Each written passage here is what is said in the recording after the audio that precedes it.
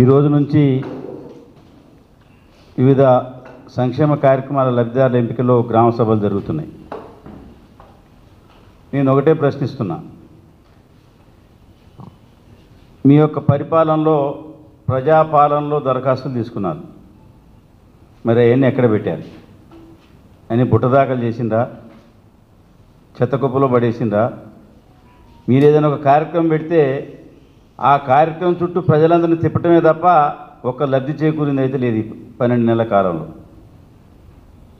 ప్రజాపాలనలో ఏమేమి కావాలనో రేషన్ కార్డులు కానీ, రైతు భరోసా కానీ, రుణమాఫీ కానీ, లేదా మీరు ప్రవేశపెడుతున్న భూమి లేని నిరుపేదలకు 12,000 రూపాయల స్కీమ్ కానీ, ఈ అన్ని అంశాల మీద మీరు దరఖాస్తులు స్వీకరించారు. అంత సమాచారం మీ దగ్గర ఉంది. ఉన్న తర్వాత మళ్ళీ ఇప్పుడు గ్రామ సభలు ఎందుకు పెట్టాల్సి వచ్చింది? అంటే ప్రజల్ని మీ చుట్టూ తిప్పుకోవటం, కాలయాపన చేయటం, దరఖాస్తులు పదే పదే పెట్టించటం, తిరిగి మళ్ళీ రక్తాస్త్రం చూపించడం తప్ప కాంగ్రెస్ అభయాస్త్రం చూపించింది అయితే లేదు. మీరు ఈరోజు అత్యంత దుర్మార్గకరంగా ప్రజల్ని వాళ్ళ పనులు చేయించుకోకుండా మీరు ఒక రేషన్ కార్డుల మీద ఒక లిస్టు పంపించారు గ్రామాలకు మొన్న వారం రోజుల క్రితం. అందులో 20% కూడా అర్హత కలిగిన వాళ్ళ జాబితా రాలా. ఏయో పేర్లు పంపించారు, ఎక్కడి నుంచి వచ్చినాయో తెలియదు. అంటే పేరుకి మీరు గ్రామ సభలు పెడుతున్నారు తప్ప కానీ లబ్ధిదారుల ఎంపిక మాత్రం ఆల్రెడీ మీ క్యాంప్ కార్యాలయం నుంచి తయారై అవి పంపుతున్నారు. దానికి ఉదాహరణ మన దుబ్బతండ కూసుమంచి మండలంలో అధికారి పోయి రేపు మంత్రి గారు వస్తుండు, నీకు ఇల్లు వచ్చిందని చెప్తే ఆయన చుట్టాన్ని పిలుచుకున్నాడు, కొత్త బట్టలు తీసుకొచ్చిండు, పూజా సామాగ్రి తీసుకొచ్చిండు, అయ్యగారిని పిలిపించిండు. తీరా అన్నీ మొదలు పెడదామని పోయేసరికి అప్పటికి జాబితాలో లేదు.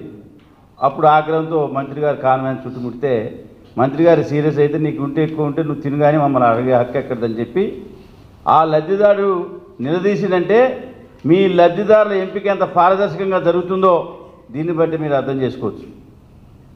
అంటే ఈరోజు దేంట్లో కూడా పారదర్శక లేకుండా, లబ్ధిదారుల ఎంపికలో ఒక శాస్త్రీయ లేకుండా, అన్ని కార్యక్రమాలకు మేము ఒకేసారి దరఖాస్తు తీసుకుంటున్నాం, ప్రజా పరిపాలనని గొప్పలు చెప్పి మళ్ళీ ఇప్పుడు ఆ గొప్పలు ఎక్కడికి పోయినాయి, మళ్ళీ ఎందుకు మీరు అప్లికేషన్ స్వీకరించాల్సి వస్తుంది? అంటే మరి రేషన్ కార్డుల జాబితా ఎవరైతే దరఖాస్తులు పెట్టిండ్రో వాళ్ళందరూ కూడా బుట్టదాఖలై మళ్ళీ ఇప్పుడు గ్రామ సభలో పెట్టుకోండి అని చెప్తున్నట్టే ప్రజల్ని నరకయాతన పెడుతున్నారు. ఇలా మీ సేవా కేంద్రాన్ని బాగు చేయడానికి తప్ప మీరు రెండోది ఏం లేదు. మీరు చేసే పని దరఖాస్తులు తీసుకోవటం, మళ్ళీ అలా పెట్టడం. ఈ రకమైన ఒక పరిస్థితి రేషన్ కార్డు మీద ఉంది. ఇక ఇందిరమ్మ ఇళ్లకు సంబంధించి నియోజకవర్గానికి 3,500 ఇళ్ళు ఇచ్చినామని చెప్తున్నారు. అవి ఏ బేసిస్లో మీరు లబ్ధిదారుని గ్రామ సభలో ఎంపిక చేశారా నేను అడుగుతున్నా. ఏ గ్రామ సభలు కూడా ఎంపిక చేయలే. మీరు ఆల్రెడీ కాంగ్రెస్ పార్టీ నాయకులతో ఒక గ్రామ కమిటీ వేశారు, ఇందిరమ్మ కమిటీ అని. పైకేమో బట్టి గారు మొన్న బనిగలపాడ చెప్తుండు, ఏ ఒక్క లబ్ధిదారు ఎంపిక కాలే, గ్రామ సభలోనే జరుగుతుందని చెప్పి పైకి గంభీరంగా చెప్పడం తప్ప వారు నిజంగా చిత్తశుద్ధితో చేయదలుచుకుంటే మరి ఆల్రెడీ గ్రామాల్లో ఎవరి పూరి గురుసులు ఉన్నాయో హౌస్ హోల్డ్ సర్వే మీ దగ్గర ఉంది.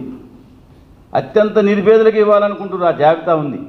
మేము ఇచ్చినప్పుడు కూడా గృహలక్ష్మి పథకం కింద మీ ఎమ్మెల్యేలుగా ఆ రోజు మీరు లిస్ట్ ఏమి ఇవ్వలే. మేము ఇచ్చిన తర్వాత కలెక్టర్ గారు మళ్ళీ గ్రామాలకు వెళ్ళి వాటిని పరిశీలన చేసి ఫోటో అప్లోడ్ చేసిన తర్వాతనే లబ్ధిదారులు ఎంపికైంది తప్ప ఆ రోజు మేము ఇట్లాంటి కమిటీలు వేయలే.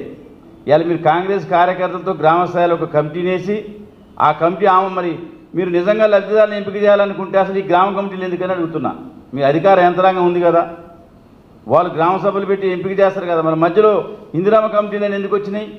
అంటే దాన్ని బట్టే లబ్ధిదారుల ఎంపికలో అధికారుల పాత్ర, గ్రామసభ పాత్ర లేదు, మీ నాయకుల యొక్క జోక్యం ఉందని ఆ కమిటీల ద్వారానే మీరు నిరూపితం చేయబోతున్నారు.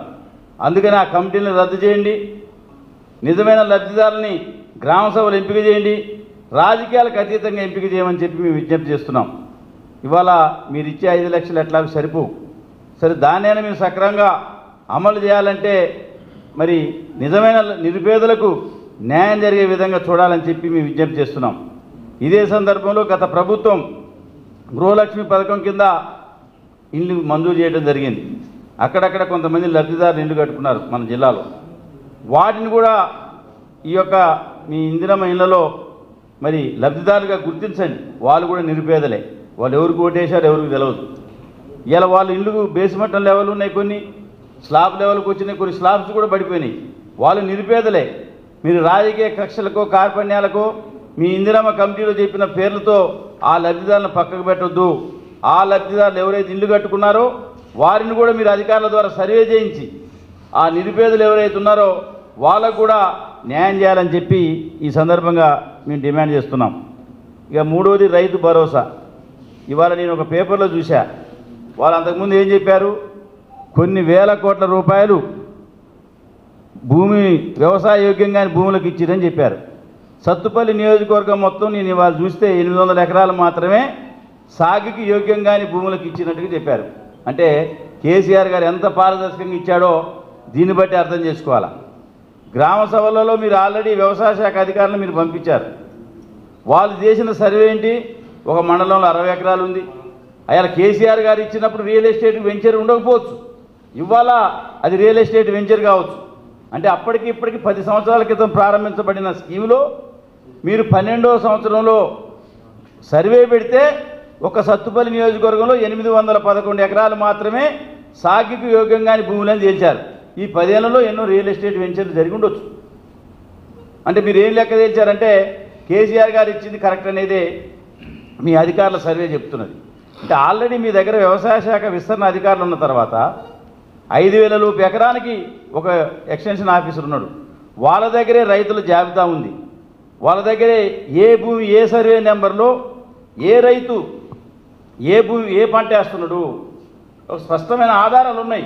ఉన్న తర్వాత దీనికి మీరు ఎగ్గొట్టాలని చెప్పి మీరు అనుకొని మళ్ళీ మీ ప్రభుత్వ పని విధానం మీద సర్వే చేసిన తర్వాత పూర్తి స్థాయిలో వ్యతిరేకత వచ్చిందని గమనించి మళ్ళీ ఇప్పుడు మీరు ఏదో ఇవ్వాలని అనుకుంటున్నారు. మీరు ఏ పథకమైనా ప్రారంభించిన తర్వాత చివరి వరకు తీసుకెళ్ళింది ఒక్కటి చెప్పండి. ఇందాక మధుగారు చెప్పాడు, ఒక రైతు అల్లిపురం, మేము ముదిగొండ మండలం పన్న ఫంక్షన్కి పోయినాం. ఆయన తుమ్మల గారికి ఏజెంట్గా ఉండని చెప్తున్నా. ఆయన ఒకటే అడుగుతుండు, మంత్రి గారిని మా గ్రామం రమ్మనండి, ఎంతమందికి రుణమాఫీ అయిందో నేను ఆయన ఎమ్మటి ఉండి చూపిస్తా. 20% కూడా మా గ్రామంలో కాలే.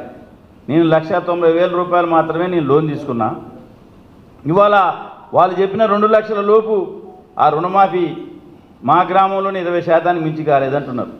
అందుకని మేము కూడా ఒకటి అనుకుంటున్నాం, బీఆర్ఎస్ పార్టీ తరఫున మండలానికి ఒక గ్రామాన్ని ఎంపిక చేసి ప్రభుత్వం యొక్క లబ్ధిదారుల యొక్క వివరాలను తీసుకొని ఇంటింటికి వెళ్ళి రుణమాఫీ అయిన వారికి ఎంతమంది ఉన్నారు, రేషన్ కార్డు అసలు వచ్చిందా లేదా, లేదా ఇందిరమ్మ ఇల్లు అసలు నిజమైన నిరుపేదకు వచ్చిందా లేదా, మీరు చేపట్టబోయే పథకాలన్నింటినీ ఒక కాలం ఇచ్చి మేము కూడా సర్వే చేసి శాస్త్రీయ ఆధారాలతో మీ యొక్క బండారం బయటపెట్టాలని చెప్పి కూడా మేము అనుకుంటున్నాం. అంటే మీరు మరి 3 మంత్రులు ఉన్నారు, మీరు చెప్పిన గ్రామానికి పోదాం, ఈ రుణమాఫీ అయిందా లేదా, 2 లక్షల రూపాయలు రుణమాఫీ, మీరేం అసలు మనిషికి 2 లక్షల రుణమాఫీ అని చెప్పిండ్రు. లాస్ట్కి వచ్చేసరికి కుటుంబం యూనిట్గా ఒక్కరికి అని చెప్పి అదొక పెద్ద మోసం.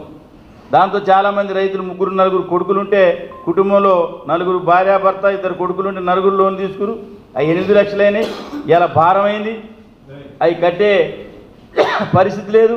ఈ రకమైన పరిస్థితి ఉన్న తర్వాత ఇప్పుడు రెండో పక్కన మీరు మళ్ళీ పూర్తి స్థాయిలో అయిపోయిందని చెప్పి ప్రకటించారు. మీరు ఏ ఆధారాలతో రుణమాఫీ అయిందని ప్రకటించారు? దాని మీద ఆధారం లేదు. మొన్నటి వరకు ఏం లెక్కలు ఉన్నాయని కేసీఆర్ గారు రాళ్ళు రప్పలు గుట్టలకి వ్యవసాయ యోగ్యంగాని భూములకు 1000 కోట్లు మీరు మరి దుర్వినియోగమని చెప్పారు. కానీ ఇలా సత్తుపల్లి నియోజకవర్గం ఇవాళ నేను పేపర్లో చూశాను. దయచేసి ఆ మిత్రులు కూడా దాన్ని గమనించాలా, ప్రజలు కూడా గమనించమని చెప్పి విజ్ఞప్తి చేస్తున్నాను. ఇక ఆ తర్వాత ఇంకొక స్కీమ్ పెట్టబోతున్నారు, ఇందిరమ్మ ఆత్మీయ భరోసా. దీనికేంటి ఆ నిబంధనలు అంటే 2023-24 ఆర్థిక సంవత్సరంలో 20 రోజులు కనీసం ఉపాధి హామీ పనిచేసి ఉంటేనే 6,000 రూపాయలు వర్తిస్తాయి అని చెప్పి నిబంధన పెట్టారు. అసలు మీ దగ్గర సమగ్ర కుటుంబ సర్వే ఉంది, మొన్ననే మీరు డేటా తీసుకున్నారు కదా, మళ్ళీ రెండోసారి కేసీఆర్ గారు చేసేది మీరు వాళ్లే, మళ్ళీ మీరు ఇంటింటికి సర్వే చేశారు. ఆ సర్వేలోనే మీకు మరి పూర్తి స్థాయిలో రావాలిగా. మీ సర్వే నిజమైన సర్వే అయి అది లోపభూయిష్టంగా లేకుండా ప్రజలందరూ స్వచ్ఛందంగా పాల్గొంటే మీ దగ్గరనే ఆధారాలు ఉన్నాయి కదా, మళ్ళీ దానికి ఒక పెద్ద భూతత్వంలో దరఖాస్తులు పెట్టమని చెప్పటం, దానికి మళ్ళీ సర్వే పేరుతో ఉపాధి హామీ ఎవరైతే ఉన్నారో వాళ్ళు మినిమం 20 రోజులు చేయాలని చెప్తున్నారు. ముదిగొండ మండలంలో 16,000 జాబ్ కార్డులు ఉన్నాయి, 18,000. వాళ్ళు లెక్క తీస్తే 1,200 మంది కూడా రావట్లే ఆ మండలంలో 6,000 రూపాయల స్కీమ్. అంటే ఇది కూడా మరో మోసం కాబోతుంది.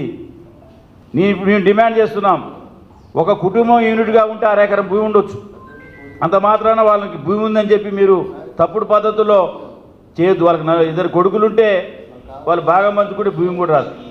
అందుకనే భూమి లేని పేదల్ని ఎంపిక చేసినప్పుడు ఆల్రెడీ మీకు సర్వే ఉన్నది, గ్రామంలో యంత్రాంగం ఉన్నది, రెవెన్యూ వ్యవస్థ ఉంది, పంచాయతీ సెక్రటరీ ఉన్నారు.